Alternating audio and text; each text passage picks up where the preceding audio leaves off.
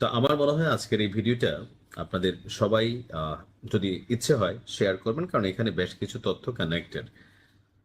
আজকের ভিডিওটা যদি আপনি বা আপনার পরিবারে অটো রিক্সা, ব্যাটারি চালিত রিক্সা, এই জিনিসগুলোর সাথে কানেক্টেড থাকে, আপনি হতে পারেন মালিক, আপনি হতে পারেন এটার চালক, অথবা এটার সাথে কানেক্টেড কোনো একটা ব্যক্তি, তাহলে ভিডিওটা খুবই গুরুত্বপূর্ণ, যেহেতু শেয়ার করবেন।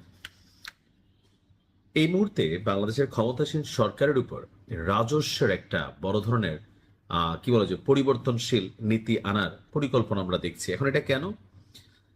যে কোনো অবস্থায় বাংলাদেশে যখন উন্নয়ন হয়, বাংলাদেশ বেসিক্যালি হাওলাইত্যা দেশ। মানে আমাদের যে উন্নয়ন প্রকল্পগুলো হয়, যেখানে ব্যাপক লুটপাট হয়, চুরি হয়, যেই দল ক্ষমতায় থাকে সেই দলই এটা থেকে মোটামুটি তার 2-4 প্রজন্ম যেন আসলে আরামায়েশে বসে খাইতে পারে, সেই ধরনের ব্যবস্থা কিন্তু করে। তো এখন দেখা গেছে যে একটা উন্নয়ন প্রকল্প হওয়ার কথা 100 টাকা, এখন ফাইনালি এসা এটা কত টাকা আসলে ফিল্ড পর্যায়ে এটা কার্যকর হয়, সেটা আমার থেকে আপনারা আরো ভালো জানেন। এখন এই যে বিভিন্নভাবে দেশের উন্নয়নের জন্য টাকাগুলো আসে, এগুলা কিন্তু হাওলাত আনে। এই হাওলাতগুলা ধরেন এক সরকার কইরা গেলে আরেক সরকার সেগুলোকে পরিশোধ করতে হয়। এখন ধরেন আওয়ামী লীগ সরকার 17 বছরের উন্নয়নের জন্য যে টাকাগুলো আনছে, যদিও সবগুলা কাজে লাগে নাই, ব্যাপক লুটপাট চুরি হয়েছে, বাট আনছে তো, হাওলাতটা তো আনছে। এখন এই টাকাটা পরিশোধ করতে হচ্ছে কাকে? আগে করতে হয়েছে ডক্টর ইউনূসকে, এখন করতে হচ্ছে বিএনপিকে। তো এই যে টাকাগুলা আপনার হাওলাত পরিশোধ করার জন্য দরকার হচ্ছে ইন্টারনাল বা ডোমেস্টিক, আভ্যন্তরীণ ইনকাম সোর্স, অর্থাৎ রাজস্ব। এখন সরকার নানানভাবে 2026-27 অর্থ বছরে এই রাজস্ব বাড়ানোর জন্য যে প্রক্রিয়া অবলম্বন করেছে, সেখানে অটোরিকশা, আপনার ব্যাটারি চালিত রিক্সা, এটার উপরও আপনার একটা ট্যাক্স নির্ধারণ করা হচ্ছে। আমার ধারণা এটা কার্যকর হবে, অবশ্য দেওয়া উচিত, কেননা প্রাইভেট কার, সিএনজি বা অন্যান্য যারা আছে, ক্ষেত্র বিশেষে অটোরিকশা অনেক জায়গায় আপনার তাদেরকে ট্যাক্স দিতে হয়। আর যারা ট্যাক্স দেয় না তারাও ধরেন রোডের মধ্যে গাড়ি একটা নামাই দিচ্ছেন, যদিও যার যার কর্মের প্রয়োজনে নামাচ্ছেন, কিন্তু যিনি ট্যাক্স দিয়ে গাড়ি চালাচ্ছেন আর যিনি ট্যাক্স ছাড়া গাড়ি চালাচ্ছেন, এটার মধ্যে একটা পার্থক্য আছে। যে ট্যাক্স ছাড়া চালাচ্ছে সে 10 টাকা ভাড়া রাখলেও চলে, কারণ তার কোনো ট্যাক্স নাই। কিন্তু যেই লোক ট্যাক্স দিয়া চালাচ্ছে তার ইনকাম থেকে একটা অংশ ট্যাক্সে যাচ্ছে, সো তার কিন্তু ওই পরিমাণ ভাড়া ট্যাক্স ছাড়া ড্রাইভারের সমান হলে চলবে না। তো এখন সরকার যেটা করছে যে 1,000 থেকে শুরু করে 5,000 টাকা পর্যন্ত আপনার আয়কর আরোপের চিন্তা করছে। এছাড়া মোটরসাইকেল সহ আরো বিভিন্ন বিষয়ে ঠিক সেম জিনিসটি আসবে।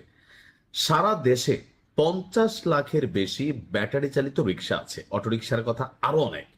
তো এর মধ্যে ঢাকাতেই আছে 10 থেকে 12 লাখের মতো। এইসব রিক্সা নিবন্ধনের আওতায় আনতে গত বছর বৈদ্যুতিক 3 হুইলার ব্যবস্থাপনা নীতিমালা 2025 খসড়া করেছিল আপনার ইউনূসের নেতৃত্বাধীন যে সরকার ছিল। তো এখন এই মুহূর্তে এসে গত 28শে আগস্ট রাষ্ট্রপতির অধ্যাদেশে স্থানীয় সরকার আইন 2009 সংশোধন করা হয়। এতে সিটি কর্পোরেশনকে ইলেকট্রিক 3 হুইলারের নিবন্ধন এবং অনুমোদনের ক্ষমতা দেওয়া হয়। এলাকা ভেদে অটোরিকশার ব্যবহার আপনার এবং এটার ট্যাক্স ভিন্ন হবে। লাইসেন্স প্রদান বা নবায়নের সময় এই কর আদায় করবে লাইসেন্স প্রদানকারী কর্তৃপক্ষ। ব্যাটারি চালিত রিক্সার নিবন্ধন সিটি কর্পোরেশন এলাকার মধ্যে হলে 5,000, পৌরসভায় হলে 2,000 এবং ইউনিয়ন বা গ্রাম পর্যায়ে হলে প্রতি বছর 1,000 টাকা কর দিতে হবে। সো হাতি ঘোড়া কোনো যে কর আমার কাছে এটাও মনে হয় নাই। তবে যারা রাষ্ট্রকে কর না দিয়ে গাড়ি চালাতে যাবেন, যদি ধরা খান, আপনার রিক্সা কিন্তু জব্দ করে নিয়ে যাবে সরকার। আর পরবর্তী সময় আপনি লাইসেন্স নবায়ন করতে গেলেও আপনি কিন্তু ধরা খাবেন। এখানে বাঁচার কোনো উপায় নেই। তবে রিক্সা বেচা দিলে বলে 1 বছরের মধ্যে কিনে 1 বছরে বেচা দিলাম, তো যে কিনবে তাকেও কিন্তু ট্যাক্স দিতে হবে।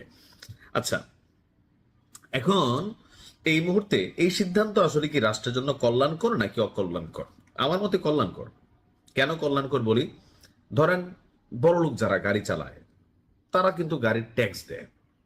এখন একটা গাড়ি যখন রোডে চলছে, এটা রোড পারমিট, এই যে সরকার রাস্তা করতেছে, এগুলো কিন্তু সব গাড়িওয়ালারা, সিএনজি ওয়ালারা, বাসওয়ালারা, ট্রাকওয়ালারা, তাদের উপর দিয়ে যাচ্ছে।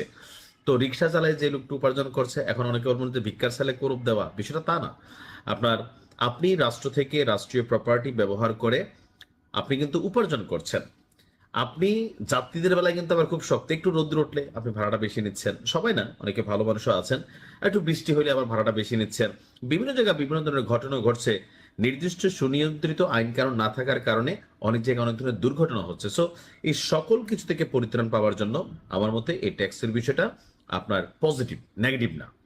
তবে কোন রকম দালাল বা খপ্পরের চক্করে আপনারা কিন্তু পড়বেন না। এটা সরাসরি ইউনিয়ন পরিষদ, পৌরসভা, সিটি কর্পোরেশন থেকে যখন এটা লাইসেন্সের মানে আয়করের সিদ্ধান্তটা বাস্তবায়ন হবে তখন আপনি প্রদান করবেন।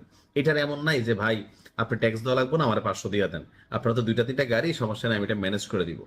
আপনি রাষ্ট্রীয় যন্ত্র কাঠামো ব্যবহার করলে আপনাকে এটা ট্যাক্স দিতে হবে। তবে যেহেতু মাত্র 1,000 টাকা এক বছরে, আমি মনে করি সহনশীল পর্যায়ে আছে, বাট সরকারের জন্য একটা রাজস্ব আয়ের সুযোগ হচ্ছে। কিন্তু এটার জন্য আবার যদি যাত্রীদের উপর ভাড়া বাড়ানোর কোনো রকম প্রক্রিয়া করা হয়, তাহলে সেইখানে আবার একটা ক্ল্যাশ তৈরি হবে। আবার অনেকে আছেন এটা নিয়ে রাজপথে নেমে যাবেন, আন্দোলন টান্দোলন করবেন। এরকম মেন্টালিটিও আসলে এই মুহূর্তে করা উচিত না। কারণ কোথাও না কোথাও রাষ্ট্রীয়ভাবে সরকারের উপর এই যে বিদেশি যে লোন পরিশোধটা, ঋণ পরিশোধটা একটা বড় অঙ্কের ধাক্কা আছে। আর এর মাঝখানে তেলের যে একটা পরিস্থিতি, সবকিছু মিলিয়ে একটা সরকার পরিবর্তনের পর সরকারের মধ্যে থাকে এক শ্রেণী লুটপাটে ব্যস্ত, আরেক শ্রেণী চিন্তা করে যে না ভাই, বিএনপি সরকারের তো ভাবমূর্তি ক্ষুণ্ণ হবে, ওই মন্ত্রী তো বিতর্কিত হবে, জনগণ আবার জানি ক্ষমতায় আনবে নাকি, আর ক্ষমতা থেকে পিছলাই গেলে যে কি হয় আওয়ামী লীগের পরিণতি দেখা, এটা সবারই কিন্তু একটা শিক্ষা। এত মানে এক্সট্রিম লেভেলে এর আগে হয় নাই। সরকার পরিবর্তন হয়েছে, কিন্তু সরকার থেকে পতন হইলে, যেমন আওয়ামী লীগের মধ্যে যা যা ঘটছে আফটার 5ই আগস্ট, এটা সারা বাংলাদেশ জানে। তারাও তাদের প্রাপ্তি যেই কর্মফল আছে সেটা তারাও ভোগ করছে। আবার অনেকে আছেন সুযোগ সন্ধানী, ঘটনাকে কাজে লাগাইছেন, মব জাস্টিস করছেন, মানে যে যার মতন করছেন।